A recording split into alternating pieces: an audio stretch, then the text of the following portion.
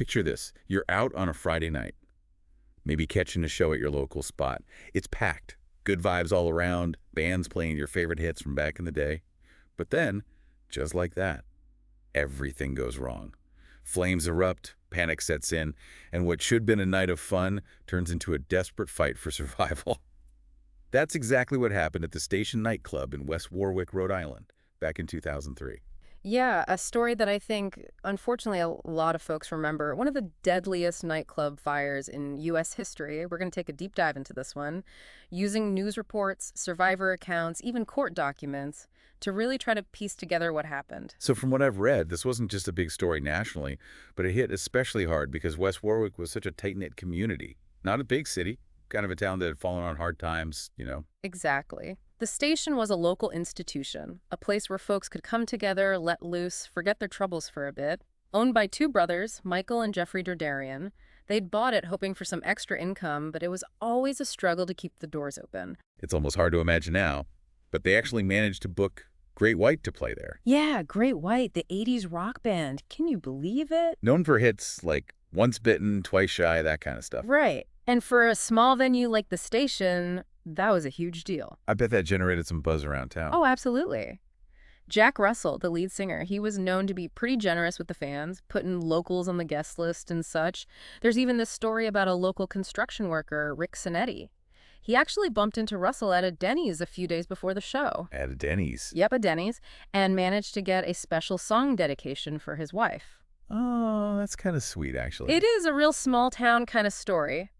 Until, of course, it isn't. Right, because that same night, everything went terribly wrong. And here's another detail that's really stuck with me. Jeffrey Derderian, one of the club owners, he was also a part-time news reporter, and get this, he actually did a segment on fire safety at the station just weeks before the fire. Oh, wow, seriously. Yeah. Almost like foreshadowing or something. It's eerie, isn't it? So, all right, paint the picture for us. It's February 20th, 2003, a Friday night. What's the atmosphere like at the station? Well, it's cold out. People are ready to shake off the winter blues after a recent blizzard. The club is absolutely packed, way over capacity, actually. Everyone's hyped up, ready for a night of 80s nostalgia, that classic rock and roll energy. Yeah, I can practically hear the music already. So Great White takes the stage. Things are going great. Crowd's loving it. Then what happens? Well, to kick things off, they decide to use pyrotechnics as part of their act. Specifically, these things called gerbs, they shoot out sparks. Oh, I've seen those. Supposed to add a little visual flair. Yeah, exactly. But as you might have guessed, things went very wrong. Oh boy, here we go. What happened? Well, first off, the guy who lit the gerbs, the band's tour manager, Daniel Beakley, he wasn't actually certified to handle pyrotechnics. Later on, he admitted he'd kind of just learned by watching others. Wait, seriously? That's it? Just watch and learn? Seems that way. Pretty reckless, if you ask me. Yeah, not exactly the best start. And what about the club owners, the Derderian brothers? Didn't they have any safety protocols in place for something like this? Well, that's where things get even more complicated. The club had been cited for safety violations in the past, including overcrowding, actually. But on top of that, they'd installed this soundproofing foam on the walls and ceiling. Soundproofing foam? What's wrong with that? Well, it was highly flammable, the type that's actually illegal to use in a space like that. Oh, wow. So they basically turned the entire club into a tinderbox. Pretty much. It was meant to dampen the noise. Apparently, neighbors had been complaining. So they were trying to keep things quiet, and it ended up fueling a massive fire. Talk about irony. Huh? Yeah, no kidding. So what happened when those sparks hit that foam?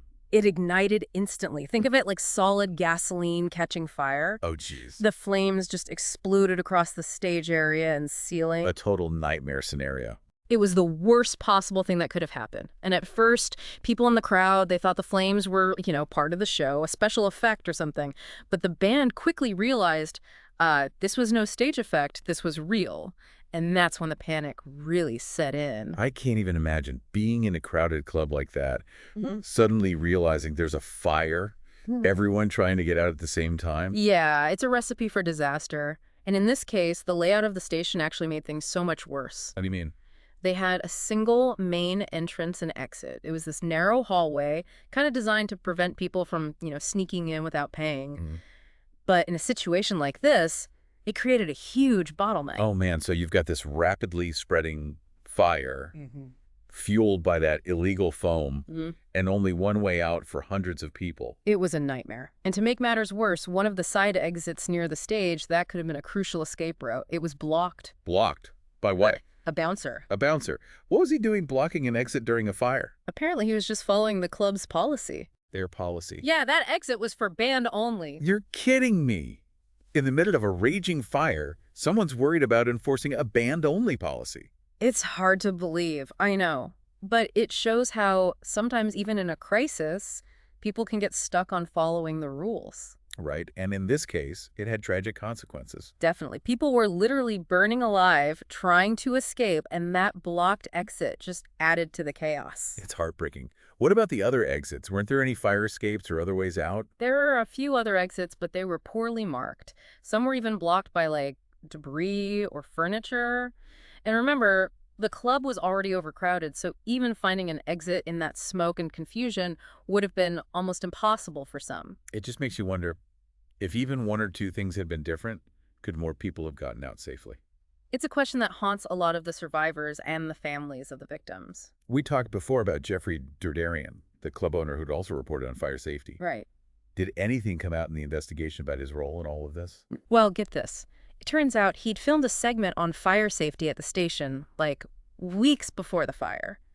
But he never aired it. Never aired it. Why not? It's not entirely clear. Some people speculate he was worried about bad publicity or legal trouble, especially if the segment showed the club's safety violations. A lot to process, you know? It is. Knowing you had that footage, that could maybe raised awareness, but you chose not to share it. That's going to be a heavy weight to carry. Definitely. So as all this was happening, as the fire was raging and people were trying to escape, Right. were any first responders able to get inside and help? Firefighters arrived quickly, within minutes of the first 911 calls. But they were up against, like, an inferno unlike anything they'd ever seen. That flammable foam, it made the fire so intense, so fast-moving. I can't imagine what those firefighters were facing. It was horrific. They did everything they could to get people out, but the conditions were just brutal. I remember reading stories about incredible acts of heroism that night. Oh, absolutely.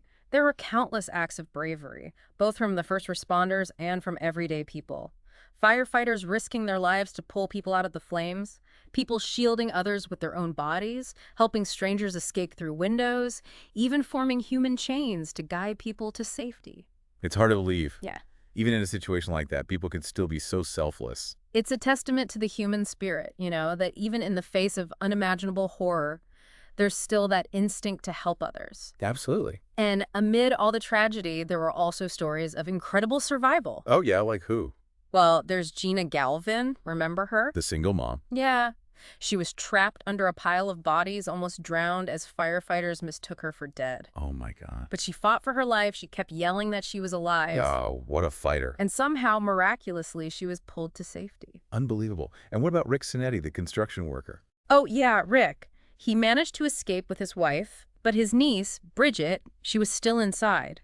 He was frantically searching for her, just witnessing this horror unfolding around him, people climbing through shattered windows, flames everywhere. I can't imagine what he was going through. It's a truly harrowing story. There's this one moment he described pulling a young man through a window and realizing he'd pulled the skin right off his arm. Oh, yeah. Just from the severity of the burns. It's hard to even comprehend. It really gives you a sense of the horrific injuries people sustained that night. So while all this was happening inside, the fire, the escape attempts, Yeah. what was going on outside the club? They set up a triage area at a restaurant across the street. It was like a war zone, people were describing it. The fire captains, Peter Janite and Leo Kennedy, they were faced with this horrific task of, assessing the victims, making life or death decisions in a matter of seconds. Oh, man, that weight of responsibility. Yeah, unimaginable. Yeah. And to add to the surrealness of it all, news footage of the fire was playing on the restaurant's TV. No way. Yeah, so you've got these critically injured people, and in the background, there's this constant reminder of the tragedy unfolding. It's almost too much to take in, It is. The horror of the fire itself, the desperate attempts to escape, the heroic actions, the sheer scale of it all. And we haven't even touched on the investigation yet. Right, because as horrific as the fire itself was, it seems like there were so many things that could have prevented it. Oh, absolutely. Things that could have made the difference between life and death for those inside. And that's what we really need to dig into next, right? Yeah, because the aftermath of this fire, it wasn't just about grief and loss. It was about trying to understand how this could have happened and how to make sure it never happens again. All right, so we've covered the night of the fire itself, the chaos, the attempts to escape, the heroic actions of so many.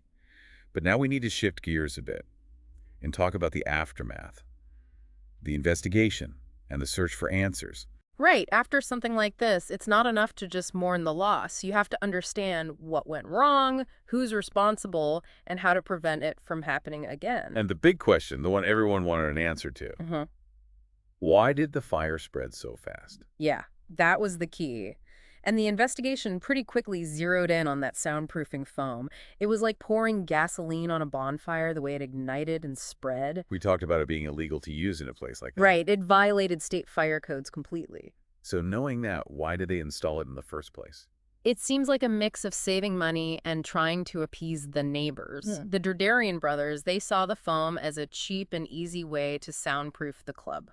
And wasn't it their neighbor who actually suggested using it? Yeah, Barry Warner, he worked for a phone company. Apparently, he and the Derderians had talked about noise complaints, and that's when he brought up the foam. It's hard to believe that a simple noise complaint could lead to such a horrific outcome. It's a tragic chain of events, for sure. And do we know if the neighbor knew how flammable that foam was? It's not entirely clear. There's no record of him explicitly warning them about the fire hazard, but you'd think he'd have some idea. Yeah, you'd hope so.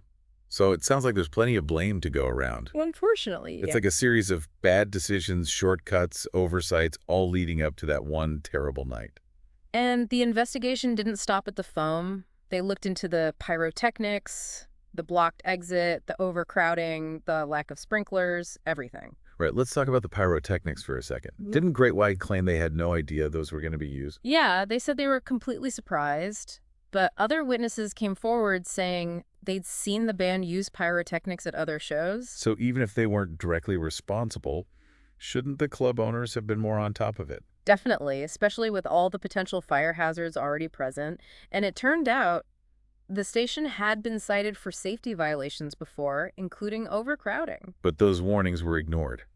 It seems that way. You mentioned sprinklers, too. Those weren't required back then. No, not at the time. And that's one of the big things that changed after the fire. Right, because looking back, it seems obvious that sprinklers could have made a huge difference. They could have slowed the spread of the fire, given people more time to escape. It's a lesson learned in the worst possible way. Sadly, that's often how these things go. What about that blocked exit near the stage? Any more details on that? Yeah, so not only was it blocked by the bouncer enforcing that band-only policy, but it was also lined with that same flammable foam. So it was completely useless as an escape route. Exactly, just another layer of failure on top of everything else. Did all this lead to any legal action? Oh, absolutely. Lawsuits were filed against the band, the club owners, the town of West Warwick, even the foam manufacturer. Wow, it sounds like a legal mess. It was dragged on for years. And what was the outcome? Well, ultimately, the club owners and the band were found liable. There were settlements, criminal charges, but of course, no amount of money could bring back the lives that were lost. I bet the impact on the community was devastating. Oh, it was. West Warwick was a small town. Chances are almost everyone knew someone who was at the station that night. The scars of that fire run deep, even today. But amidst all the grief and anger, I imagine there was also a push for change. Definitely. The station nightclub fire became a turning point for fire safety regulation. Not just in Rhode Island, but across the whole country. Exactly. It was a wake-up call that resonated far and wide. So what were some of the biggest changes that came out of this tragedy? Well, the most obvious one is the nationwide ban on that flammable foam. My goodness. Building codes were also updated, requiring more exits, better signage, sprinkler systems in larger venues, stricter enforcement of occupancy limits. All common sense stuff, but it took a horrific event to make it happen. Unfortunately, that's often the case. It's like the old saying, those who cannot remember the past are condemned to repeat it. And it wasn't just about rules and regulations. There was a cultural shift, too. People became much more aware of fire safety. Right, like checking for exit signs, planning escape routes, that kind of thing. Right. Exactly. It went from being something we kind of take for granted to a personal responsibility. And that maybe is the most important legacy of the station nightclub fire. To make sure that something good comes out of such a terrible loss, that those 100 lives weren't lost in vain. It's a reminder that we all have a role to play in keeping each other safe, whether it's being aware of our surroundings, knowing the exits, or speaking up if we see something that doesn't seem right. It's about looking out for each other and learning from the past to create a safer future. Well said. And to all our listeners out there, remember, knowledge is power. Be informed, be prepared, and never hesitate to prioritize safety. The lessons learned from the Station Nightclub fire could truly save your life. Thanks for joining us for this deep dive into one of the most impactful events in recent history. We'll be back next week with another compelling story, so make sure to subscribe and stay tuned.